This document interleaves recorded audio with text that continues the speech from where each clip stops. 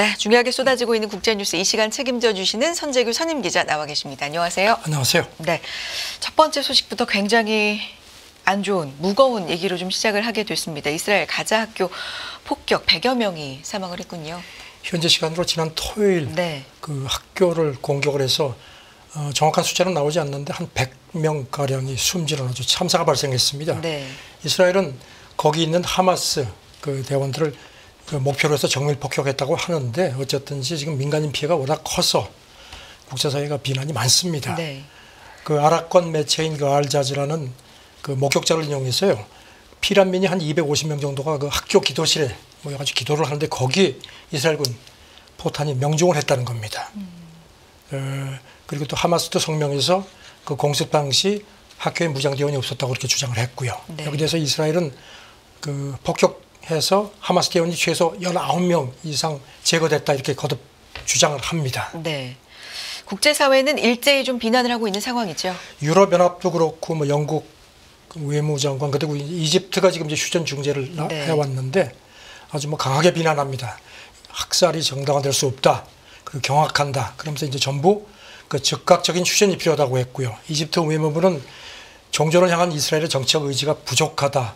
지금 일각에서는 물론 그 관측이지만 이스라엘이 그 이란 강경 지도부를 좀 자극하려고 그래서 테헤란에 있는 그 하마스 최고지도자를 이렇게 암살한 거 아니냐 뭐 그런 관측도 있습니다. 그래서 이제 그 지금 신임 대통령이 개혁파인데 이 사람이 지금 뭐 이란하고 이란 핵 협상을 다시 하려고 하니까 이스라엘이 그거를 막으려고 그렇게 해서 이란 강경파를 자극하려고 그렇게 해가지고 극단 수를 쓴 거 아니냐 물론 그 추측입니다. 그런 관측도 나옵니다. 네. 그런 가운데 미국의 목소리 표정이 궁금한데요. 미국은 좀 난감한 모습입니다. 네. 국가안보회 대변인이 크게 우려한다. 그러면서 이스라엘 쪽에 자세한 정보를 달라고 요구했다. 이렇게 밝혔습니다. 그리고 또 그 추가 인질 교환하고 즉각적인 가자 휴전이 필요하다는 점을 거듭 보여줬다고 얘기를 했고요. 지금 미국이 좀 난감한 이유는요. 미국 의회가 지난 4월에 이스라엘에 대한 그 안보 지원 패키지를 승인한 게 있는데 그중에서 35억 달러 우리 돈으로 한 4조 8천억 원 정도를 집행하기로 발표를 하고 나서 그 직후에 이렇게 공습이 이루어진 겁니다. 네. 그래서 지금 이것 때문에 난감한 것 같습니다. 네. 해리스 부통령도 이 공습에 대해서 언급을 했네요. 네. 네. 지난 토요일 날 그 네바다주에서 유세하면서 기자들이 이걸 어떻게 생각하느냐 했더니 너무 많은 민간인이 희생됐다. 그러면서 이스라엘이 하마스 테러리스트를 쫓을 권리가 있다. 하지만 내가 여러 번 말했듯이 민간인 사상을 피해야 할 그런 중요한 책임도 동시에 갖고 있다고 강조를 했습니다.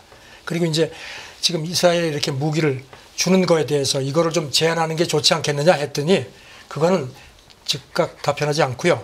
인질 석방 합의하고 휴전이 필요하다. 그렇게 원칙적인 얘기만 했습니다. 네. 조금 좀 난감한 표정입니다. 주말 사이에 생긴 이 일로 인해서 이번 주에 또 어떤 또 다른 국면 상황들이 있을지 계속해서 좀 전해주시고 지켜보겠습니다. 네. 그런 가운데 이스라엘의 재정 적자가 전쟁 20개월 사이에 32조 원이 됐다고요. 눈덩이처럼 불어난다. 이스라엘 매체 네. 그 이스라엘 재무부를 인용해서 전했는데요. 작년 10월 7일에 이제 하마스가 기습을 해서 그때부터 전쟁이 시작이 됐죠. 그래서 한 10개월 정도가 됐는데 그 사이에 들어간 그 비용이 그 우리 돈으로 32조 300억 원이 넘는 걸로 그렇게 집계가 되어 있습니다. 이게 3개월 전 발표한 그 재정 적자에 비해서 한 근 50%가 늘어나는 규모입니다. 네. 이스라엘도 지금 뭐 전쟁 때문에 지금 굉장히 재정적으로 힘든 겁니다. 지금 보면은 이 재정 적자율이요.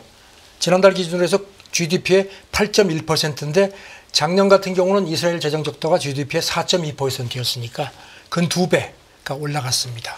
지금 그래서 이 전쟁을 계속하는 것도 지금 이런 그 재정적인 문제 때문에 이스라엘도 사실 쉽지가 않습니다. 네, 재무부 쪽에서는 설명하는 바가 있습니까? 당연히 전쟁, 국방. 그렇죠. 국방 예산하고 보안 부분 네. 그 비용이 많이 들어가기 때문에 이렇게 재정 적자가 불가피하다 이렇게 설명을 했습니다.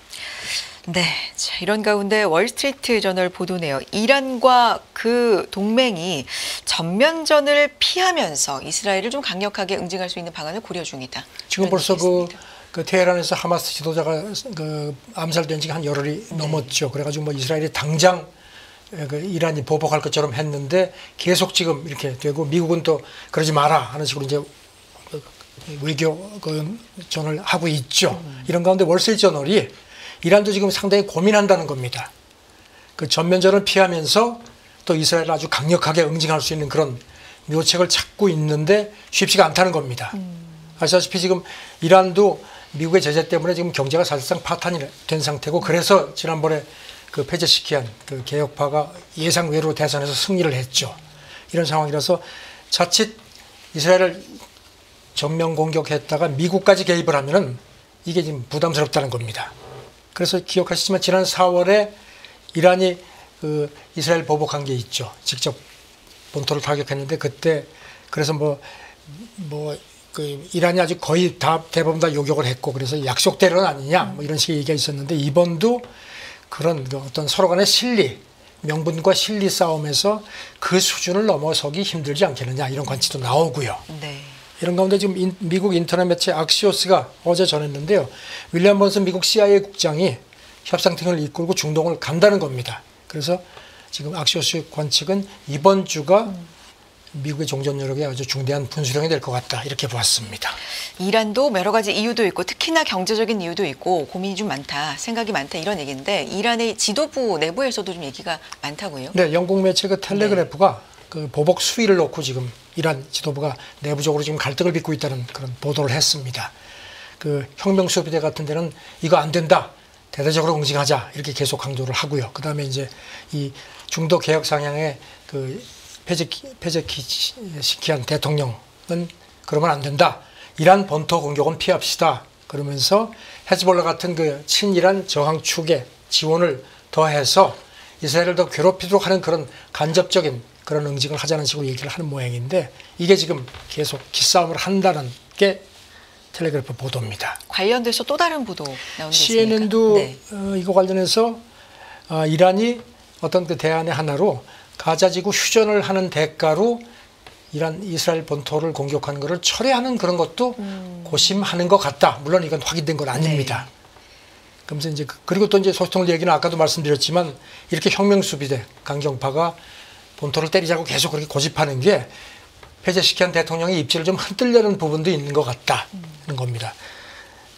그 배경은 아까 말씀드린 그런 맥락입니다. 지금 강경파하고 그 이란 중도 개혁파 간의 어떤 마찰인데, 그래서 이거 관련해서 조금 전에 악시오스가 보도를 했는데요. 네. 복수의 소식통을 이용해서 전했는데, 이스라엘 정보부 쪽에서 이란이 이스라엘 본토를 직접 공격하기로 결정한 것 같다.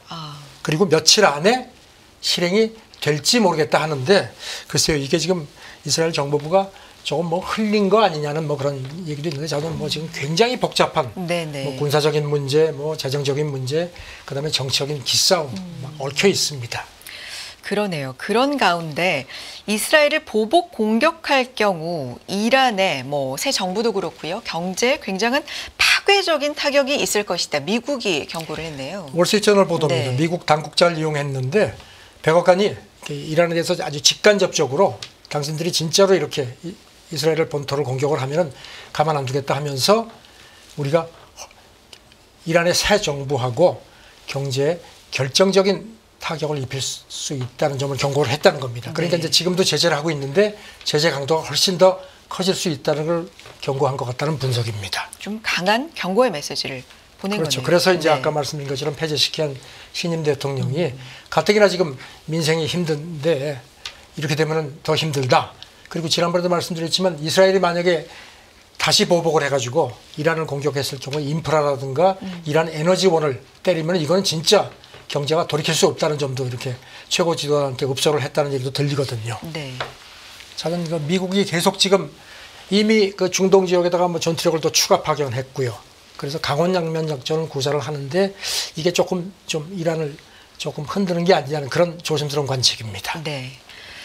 이란의 새로운 정부가 들어서고 뭐 핵 협상 재개 가능성 이런 거에 따른 영향 뭐 이런 분석도 나오나 봅니다. 이 페제시키안이 네. 지난달 30일에 취임식 할 때도 서방 제재를 해제하기 위해서 서방하고 접촉을 하겠다고 얘기를 했거든요. 그러니까 이제 혁명수비대를 필요한 강경파가 이제 불만이라는 거죠. 그래서 이제 이렇게 테헤란에 온 하마스 지도자를 그냥 암살을 해서 이런 식으로 그 페제시키안한테 네. 좀 족쇄를 채우려는 그런 의도가 있는 것 같다. 뭐 그런 분석도 있습니다. 알겠습니다. 일촉즉발의 상황일 수도 있고 말씀해 주신 것처럼 굉장히 여러 이야기가 지금 나오고 있어서요. 네. 상황들 좀 들어오는 대로 전해 주시고요. 기자님께서 자, 미국 대선 상황 좀 짚어보겠습니다. 해리스 부통령의 상승세가 초반에만 그럴 것이다라는 의견이 네. 트럼프 쪽에선 있었는데 좀 계속되는 모양이죠. 최신 여론조사 결과가 나왔는데요. 뉴욕타임스하고 미국 시에나 대학이 네. 특히 그 경합주죠. 미시간, 펜실베이니아, 위스콘신 3개 주에서 투표 의향이 있는 그 유권자 한 근 2,000명을 대상으로 지금 투표하면 누굴 뽑겠느냐 네. 이렇게 물었더니 그래서 이제 그 결과가 그저께 나왔습니다. 응답자의 50%가 해리스를 찍겠다. 46%는 트럼프를 찍겠다. 오차범위 아니지만 해리스가 이 3개 경합주에서 4%포인트 높은 걸로 이렇게 나왔습니다. 네. 이게 블루 장벽이라고 불린 3개 주라면서요. 왜냐하면 이 3개 네. 주가 굉장히 좀 특이한 특성이 있습니다. 과거에는 완전히 민주당 지역이었습니다. 그래서 이제 블루벨트였는데 경제 문제 인프레 같은 거에 이제 유권자들이 좀 실망을 해서 2016년 이제 그때 트럼프가 됐죠. 대선 때부터 민주당에 등을 돌렸다는 겁니다. 그래가지고 이제 지금은 그야말로 경합주에 이제 합류를 했는데 그래서 이제 이 3개 주를 민주당이 차지하느냐 마느냐가 상당히 중요하다는 겁니다. 네. 나머지 43개 주는 완전히 민주당 아니면 공화당이기 때문에 별 영향을 안 미치는데 늘 말씀드리는 7개 경합주 이게 이제 대선 승패를 좌우하거든요. 그래서 지금 관측통들 얘기는 이번 여론조사 결과를 토대로 해서 해리스가 이 3개 불우장벽주를 모두 가져가고 기존의 강세 경합주에서 또 계속 그 강세를 유지를 하면은 11월 대선에서 승리할 수 있다는 관측도 지금 일단 현 시점에서 나옵니다. 그렇군요. 해리스 후보 이 부통령에 대한 평가가 그러면 어느 정도는 후보 교체 전보다 괜찮다. 이번 조사에서 이런 나온 겁니까? 겁니다. 후보로 교체되기 전보다는 그 사람 괜찮은 것 같다는 네. 평가가 더 많았고요. 그리고 해리스가 트럼프보다 똑똑한 것 같다.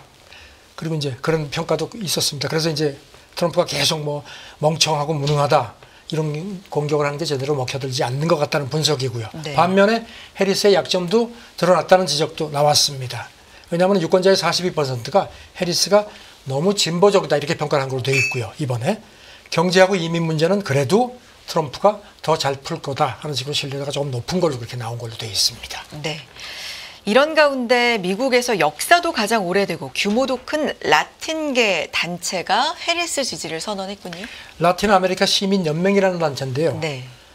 여기 이제 정치가 그저께 성명을 내고 해리스를 지지하기로 만장일치로 결정했다 이렇게 발표를 했습니다. 네. 근데 이 단체는 그동안에 한 번 1929년에 창립됐는데 한 번도 특정 대선 후보를 지지한 적이 없다고 합니다.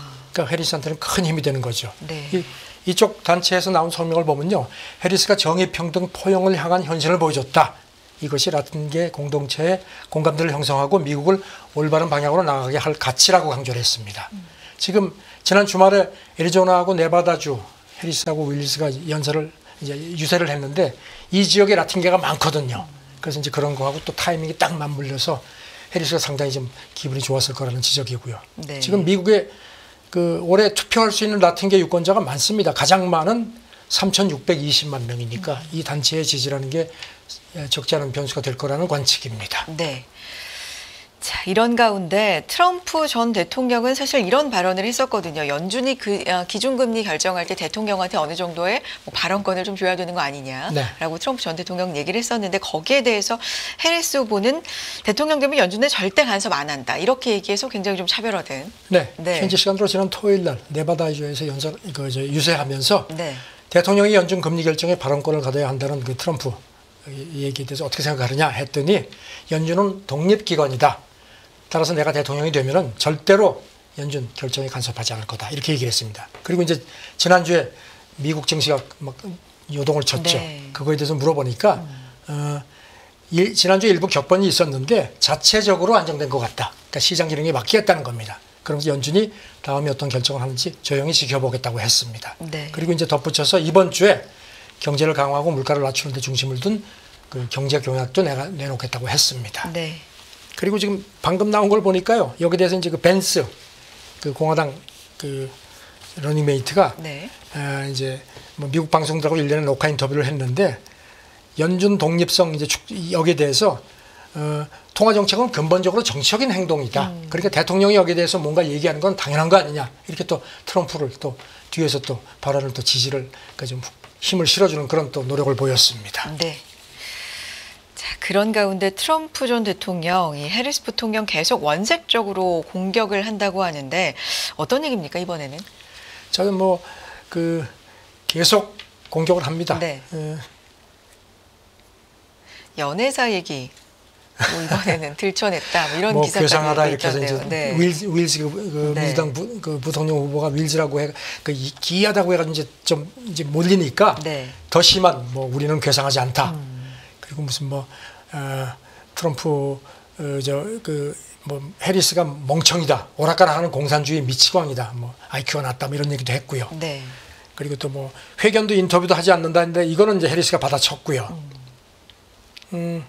그런데 이제 여기 대해서 그 동안에 사실 많이 알려졌습니다. 네. 그 해리스가 그 결혼하기 전에 20대에 그 당시 흑인 정치 아주 힘이 있었던 그 캘리포니아 주의회 의장이었던 윌리 브라운이라는 사람. 지금 이제 이 사람은 이제 90살이 됐습니다. 이 사람하고 과거에 그 좀 이렇게 사귄 걸로 그렇게 이미 이건 알려져 있습니다. 미국에서. 네. 그때 이 사람이 60세였고 그때 이제 해리스는 지방검사였고요. 29살이었는데 사귀었는데 문제는 이제 그 당시에 이 윌리 브라운이 법적으로 결혼한 상태였다고 합니다. 근데 이거를 이제 트럼프가 드디어 끌고 늘어졌습니다. 이런 사람이 과연 되겠느냐 하면서 내가 예전에 이 브라운이라는 사람하고 헬리콥터 타고 가다 비상 착륙한 적이 있다고 했는데 브라운이 여기 대해서 즉각 나 그 사람하고 헬리콥터 같이 탄 적 없다 부인을 했습니다. 그래가지고 지금 이제 트럼프가 거짓말하는 걸로 이렇게 또 이제 몰아붙이는데 또 이게 또 어떤 파급 효과가 있을지 궁금합니다. 알겠습니다. 뭐 대선 이제 다가오면 다가올수록 정말 많은 이야기들 더 네. 나올 텐데요. 좀 전해주시고요. 다음 얘기는요. 오픈 AI 얘긴데요. 사용자, 대화형 AI 사용자를 감정적으로 더 좀 의존하게 할 위험이 있다. 이런 얘기를 계속 좀 이런 식의 얘기를 하고 있네요. 지난 5월에 네. 그 오픈 AI가 챗 GPT-4라는 또 신도전을 내놨죠. 그때는 이제 음성 기능이 추가가 그렇죠. 됐죠. 그래서 이제 이렇게 음성으로 이제 이렇게 대화를 할 수 있게끔 했는데 이게 이제 이 오픈 AI가 자체 보고서를 냈는데 자기들이 네. 분석을 해보니까 이게 사용자를 감정적으로 상당히 의존하게 만들 위험이 있는 것 같아서 네. 이거를 대응할 수 있는 연구를 우리가 하고 있다 이렇게 스스로 밝혔습니다. 네. 당시도 이게 이렇게 나와가지고 그때 그런 영화 있었죠. 2013년에 개봉된 그 영화 허가 있었죠. 굉장히 거기 보면 많이 비유가 되죠. 저도 이 네. 영화를 봤는데 그 AI가 목소리로 여성 해서 이제 어떤 그 사랑에 빠진다는 건데 그때 이 목소리가 그 할리우드 여배우 스칼렛 조한슨하고 비슷하다고 해서 또 이 배우가 또 소송도 하고 막 이랬었죠. 네. 근데 그런 게 현실화된다는 얘기가 있었는데 저는 이거에 대해서 오픈 AI가 스스로 문제가 좀 있는 것 같다는 지적을 했습니다. 좀 구체적으로 보고서는 어떻게 얘기하고 있고 또 전문가들의 얘기도 궁금해요. 그래서 이제 보고서가 네. 이제 그렇게 이제 이게 AI와 인간이 사랑에 빠질 수 있는 게 허구가 아니라는 그런 이제 그런 게 이제 더 불거지니까 이제 오픈 AI가 여기 대해서 우리도 문제점이 있는 걸 인정을 하고 계속 연구하고 있다는 걸 얘기를 했고요. 그게 그리고 그런 특히 이제 가능성이 있다. 이렇게 사용자가 이렇게 대화를 하면서 네. 힘취하다 보니까 다른 사람하고 인간관계를 맺지 않으려고 하는 문제도 있을 수 있다는 겁니다. 네. 그리고 오픈 AI 챗 GPT가 좀 잘못된 정보를 줘도 음성에 심취해가지고 잘못하면 여기에 더 빠져들 수 있다는 그런 거. 그래서 이제 여기에 대해서 미국 교수 얘기가 이거는 기업이 책임을 져야 된다. 이런 얘기를 합니다. 네. 아직은 실험 단계니까 좀 더 여기에 대해서 많은 논의를 하자. 이렇게 권유를 합니다. 알겠습니다. 여기까지 듣겠습니다. 선재규 선임기자 함께했습니다. 고맙습니다. 네, 감사합니다. 끝나지 않은 여정, 변화의 물결소. 우리의 질문은 계속될 것입니다. 거대한 역사로 읽는 인간의 욕망과 부의 흐름. 새로운 부의 미래를 알려드립니다. 자본주의의 적은 자본주의.